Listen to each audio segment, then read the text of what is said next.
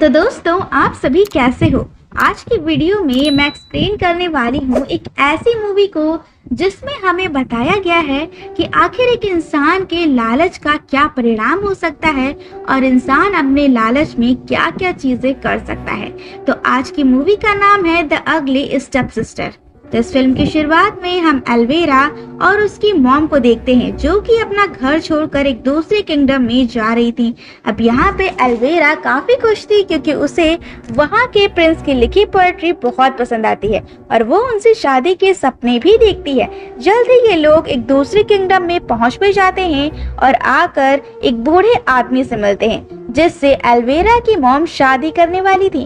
अब इस आदमी की एक बेटी भी होती है जिसका नाम था एग्नेस, जो कि एल्वेरा और उसकी बहन से कई ज्यादा सुंदर थी। सभी लोग इस शादी से खुशी नजर आ रहे थे, पर खुशी ज्यादा देर तक नहीं थी। 2 दिन बाद ही एग्नेस के डैड को हार्ट अटैक आता है और उनकी मौत हो जाती है। उनकी मौत की खबर सुनकर बहुत से लोग एग्नेस के घर पहुंच जाते हैं जिन्होंने एग्नेस के डैड से पैसे लेने थे। जब उन्हें पता चलता है कि एल्वेरा की मॉम ने से उनकी शादी हो गई थी तो वो एल्वेरा की मॉम को धमकाते हुए जल्दी पैसे देने की डिमांड करते हैं, नहीं तो वो उनका ये महल जैसा घर और सारी जमीनें हथिया लेंगे।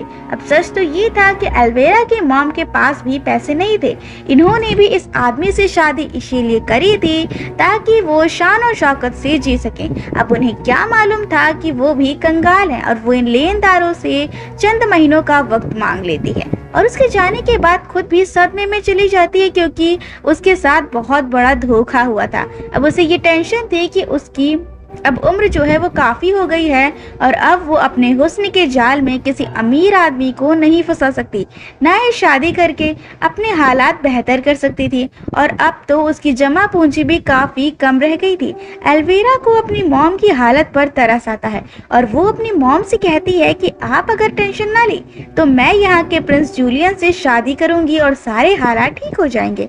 एल्वेरा की मॉम ने एल्वेरा की ओर ध्यान से देखा और देखा कि वो खूबसूरत नहीं थी और ना ही ज्यादा लोग उसे पसंद किया करते थे।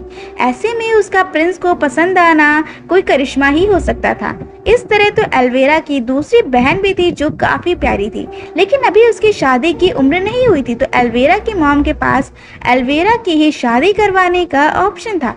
यहाँ एग्नेस भी अपनी इस लाइफ से काफी परेशान थी, इतनी सारी टेंशनों में, जहां उसकी मॉम भी नहीं थी और उसके डैड भी चल बसे थे।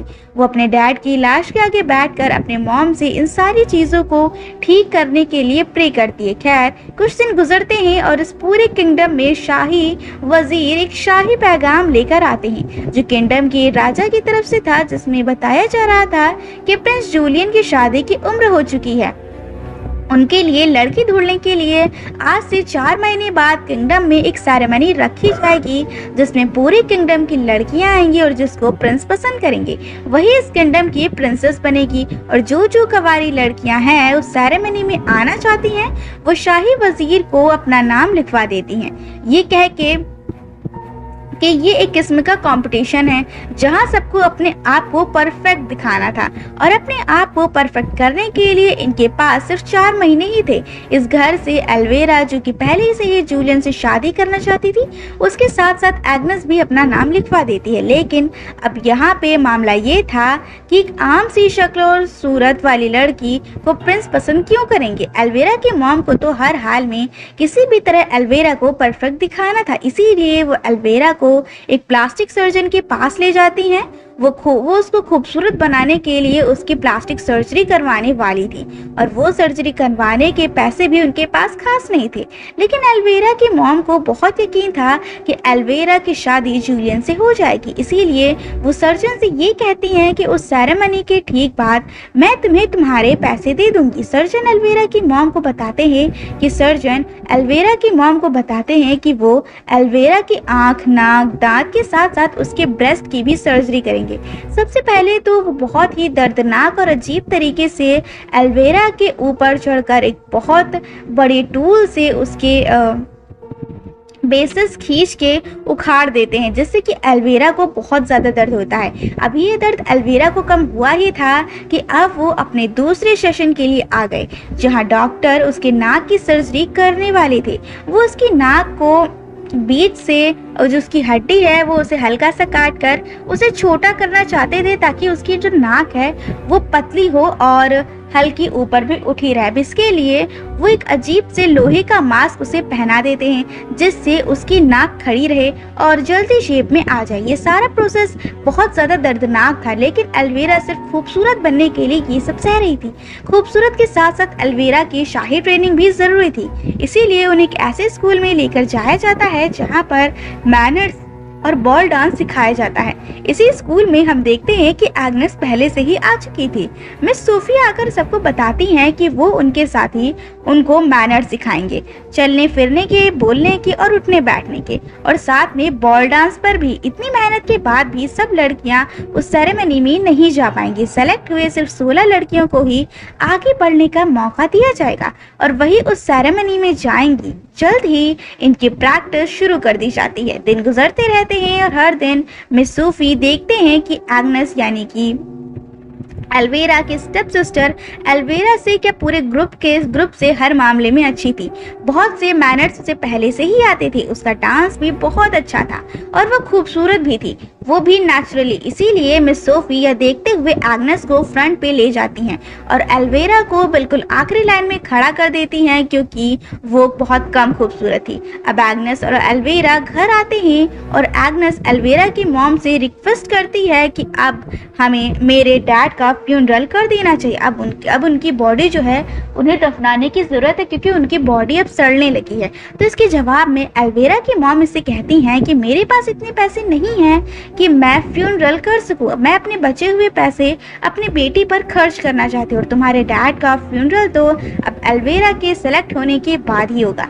एल्विरा को ये बात सुनकर ये समझ जाती है कि उसकी मॉम को उससे बहुत ज़्यादा एक्सपेक्टेशन है, इसीलिए वो ज़्यादा मेहनत करना भी शुरू कर देती है और आहिस्ता आहिस्ता पिछली लाइंस में से आगे आने लगती है। फाइनली इनकी ये 40 दिन की ट्रेनिंग भी कंप्लीट हो जाती है और आज वो दिन आ जाता है जब मिस सोफी और उनके साथी ने उन 16 लड़कियों के नाम अनाउंस करने थे जो आखिर में उस सेरेमनी में जाने के लिए सेलेक्ट हुई थी। अब एल्विरा जब लिस्ट देखती है तो वह शॉक हो जाती है कि एग्नेस का नाम इस लिस्ट में सबसे ऊपर था और एल्विरा का नाम सबसे नीचे। लेकिन सब लोग एल्विरा के सबसे नीचे होने पर भी हैरान थे, क्योंकि फुल टाइम उसके नाक पे एक पट्टी बंधी हुई थी जो कि उसकी खूबसूरती पे एक बहुत बड़ा धब्बा थी। अब इन 16 लड़कियों की अगली ट्रेनिंग शुरू कर दी जाती है। जब इन लड़कियों को बॉल डांस सिखाया जा रहा था तो एल्विरा उतने अच्छे से परफॉर्म नहीं कर पा रही थी जितने अच्छे से एग्नेस कर रही थी, इसीलिए एल्विरा को पीछे कर दिया जाता है।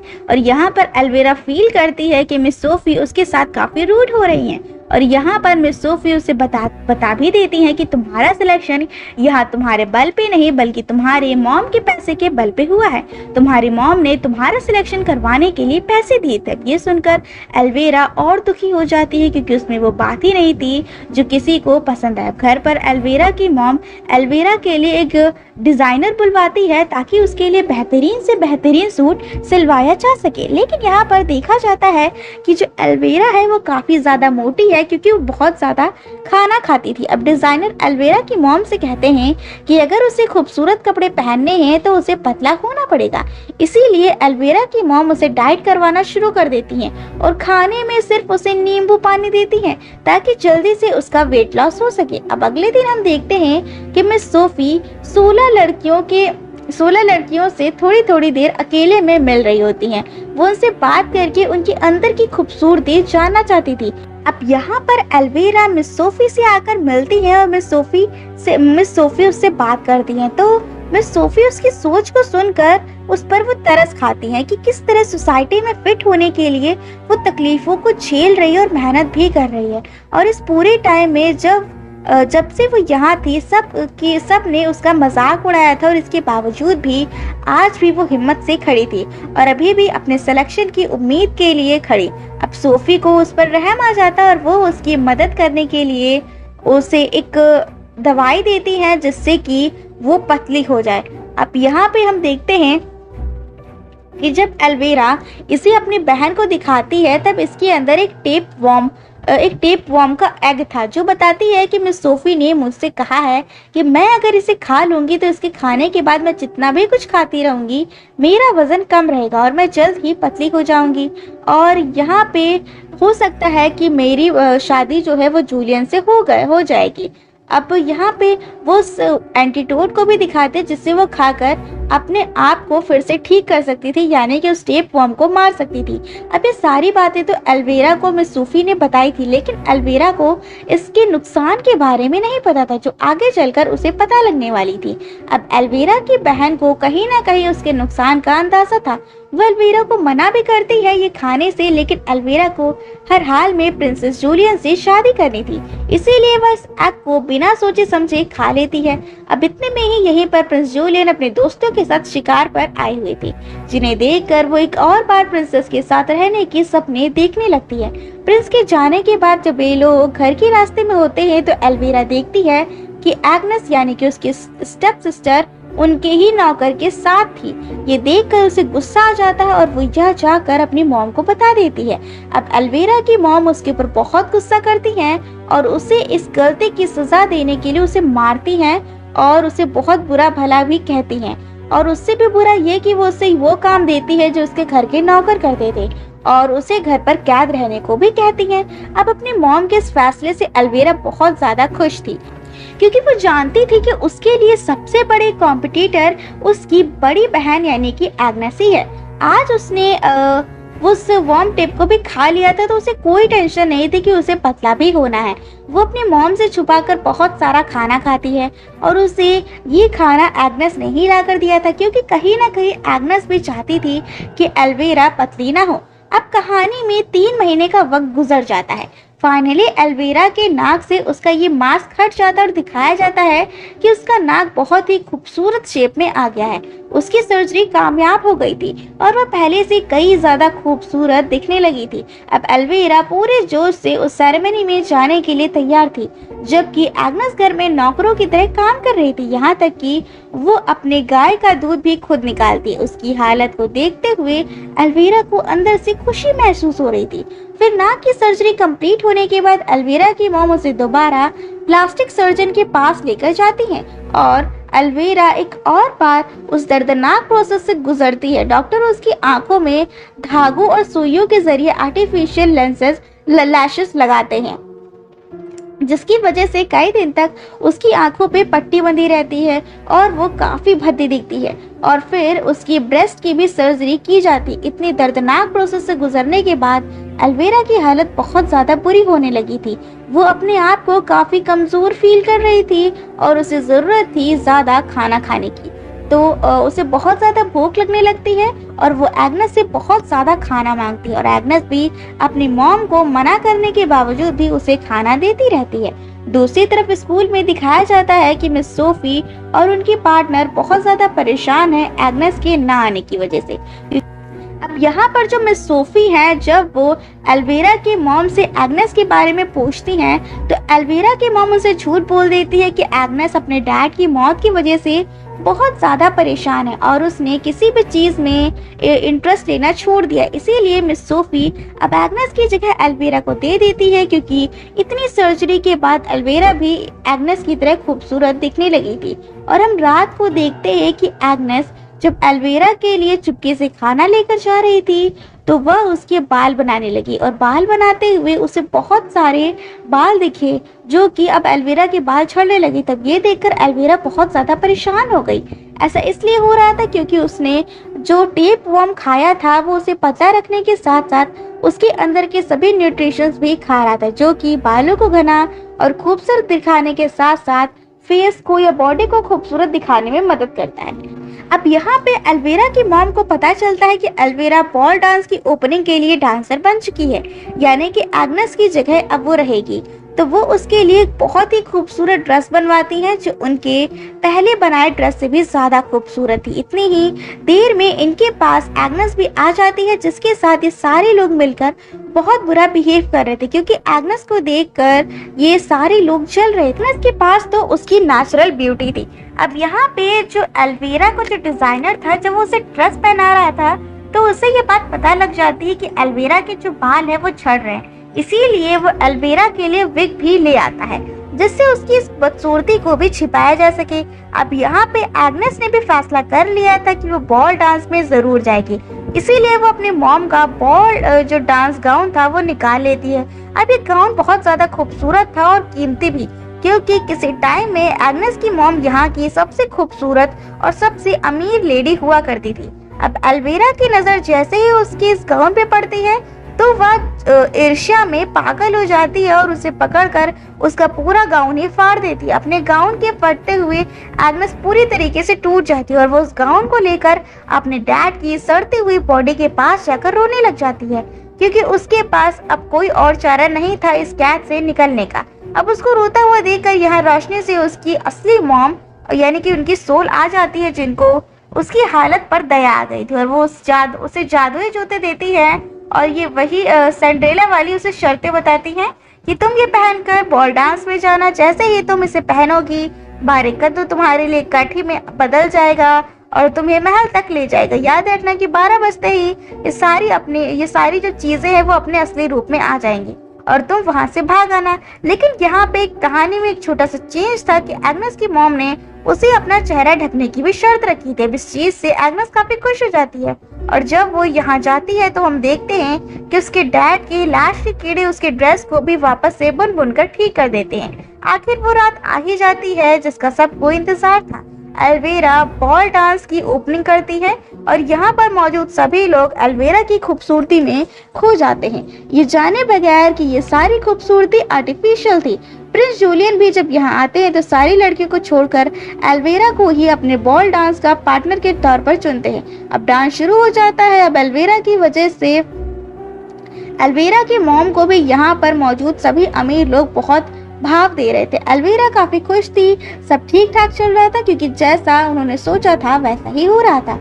उसकी मेहनत रंग ला रही थी, लेकिन बस यह सब कुछ ही टाइम के लिए था, क्योंकि कुछ ही देर में यहाँ पर एक नकाब पहने बहुत खूबसूरत ब्लू गाउन में एक लड़की आ जाती है, जिसके इर्द गिर्द ऐसा माहौल था कि महफिल में मौजूद सभी लोग उसकी तरफ अट्रैक्ट हो गए थे और ना चाहते हुए भी प्रिंसेस एल्वेरा को छोड़कर उस लड़की के पास चला गया। अब जूलियन अब इस नकाब वाली लड़की के साथ यानी कि एग्नेस के साथ डांस करना शुरू कर देता है और जैसे ही डांस करते हुए प्रिंस एग्नेस के ऊपर झुकता है तो एग्नेस का भी नकाब उतर जाता है और एल्वेरा उसे पहचान लेती है कि ये एग्नेस ही है। एग्नेस जानती थी कि एल्वेरा अब कोई ना कोई चाल जरूर चलेगी और उसके लिए मुसीबत खड़ी करेगी, इसीलिए वो सब कुछ छोड़कर यहाँ से भागने लग जाती है। प्रिंस उसके पीछे भागता है उसे रोकने के लिए, लेकिन वो रुकती नहीं है और बिल्कुल सिंड्रेला वाली कहानी की तरह उसका एक जूता सीढ़ियों पर ही गिर जाता है, जिसे उठाकर किंग वापस अपने महल के अंदर आ जाता है और ये ऐलान कर देता है कि यह जूता पूरे किंगडम की लड़कियों को पहना कर दिखाया जाएगा और जिसको ये जूता पूरा आएगा वही यहाँ की प्रिंसेस बनेगी।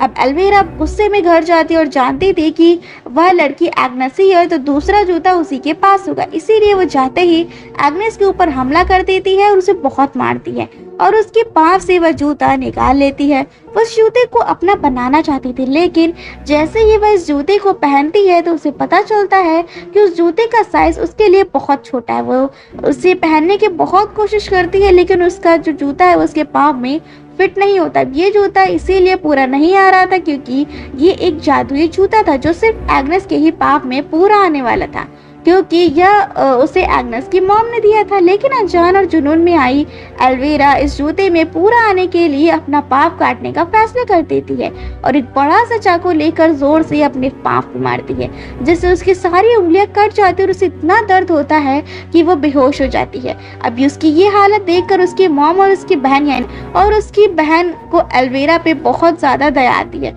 कि उसने सिर्फ प्रिंस से शादी करने के लिए कितने जतन किए, कितनी तकलीफें सही।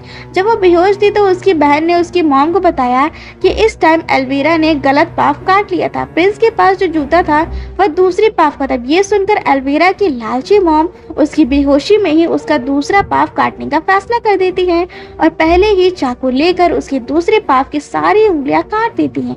अब ये देखकर एल्वेरा की बहन शॉक हो गई थी, उसे यकीन नहीं आ रहा था कि उसकी मॉम पैसों के लिए इतनी ज़्यादा गिर सकती हैं। उसे ये बात पता चल गई थी कि उसकी मामा पागल हो चुकी हैं।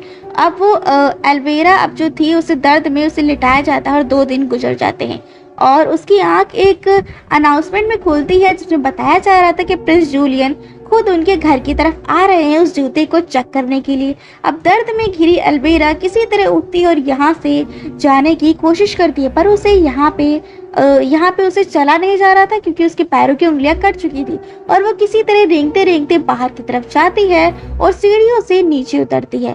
जब वो घसीट कर नीचे उतरने की कोशिश करती है तो वो सीढ़ियों से नीचे गिर जाती है जिससे कि उसे बहुत ज़्यादा चोट लग जाती है। उसका मुंह उल्टा था और यहाँ पे वो एग्नेस को देखती है जो कि वही ब्लू गाउन पहने खड़ी थी, जो कि अब काफ़ी ज़्यादा खूबसूरत लग रहा था। इतने में ही यहाँ पर प्रिंस जूलियन आ जाते हैं और सबसे जूता पहनने की रिक्वेस्ट करते। एग्नेस भी वो जूता पहनती है और वो जूता उसे फिट आ जाता है, जिसकी वजह से प्रिंस जूलियन को ये पता लग गया था कि उस दिन डांस करने वाली लड़की एग्नेस ही थी। वो उसके साथ शादी करने का फैसला करता है और उसको यहाँ से ले जाने लगता है। अब ये देखते हुए एल्वेरा बहुत ही ज़्यादा अंदर से टूट जाती है और उसके दुख का बुरा हाल था। उसे कितने दुख सहने पड़े, कितने जतन करने पड़े, लेकिन फिर भी वह प्रिंस को हासिल ना कर सकी। उसकी हालत को देखते हुए यहाँ उसकी बहन आती है और उसके ऊपर बहुत ज़्यादा तरस खाती है। वो एल्वेरा को जल्द से ही इसका एंटीडोट पिलाती है जो उसे मिस सोफी ने दिया था उसके अंदर के टेप वर्म को मारने के लिए। अब इस एंटीडोट को पीते ही उसे उल्टी हो जाती है। अब इस एंटीडोट को पीते ही उसे उल्टी हो जाती है जिसके अंदर का टेप वर्म बाहर निकलने लगता है। उसकी बहन खींच कर उस टेप वर्म को बाहर निकालती है और वो एल्वेरा की हालत पहले से कुछ बेहतर हो जाती है, जिसके बाद एल्वेरा की बहन एल्वेरा को मोटे कपड़े पहनाकर अपने साथ यहाँ से भागने को कहती है क्योंकि वो जानते थे कि उसकी मॉम पैसे के पीछे पागल हो चुकी हैं और ऐसे में वह उन्हें नुकसान भी पहुँचा सकती हैं। अब अपने आप को बचाने के लिए जो दोनों बहनें हैं वो अपनी मॉम को छोड़कर यहाँ से भाग जाती हैं ताकि वो अपने आगे की ज़िंदगी आसानी से जी सकें और अपनी लालची मॉम के बहकावे में आके एल्वेरा की तरह और ज़्यादा गलत काम ना करें। अब इनको उस महल से दूर जाता हुआ देखते हुए यहाँ पर ये कहानी खत्म हो जाती है। तो आपको ये कहानी कैसी लगी हमें कमेंट में ज़रूर बताइएगा और अगर आपको ये वीडियो पसंद आई हो तो वीडियो को लाइक, शेयर और सब्सक्राइब ज़रूर करें।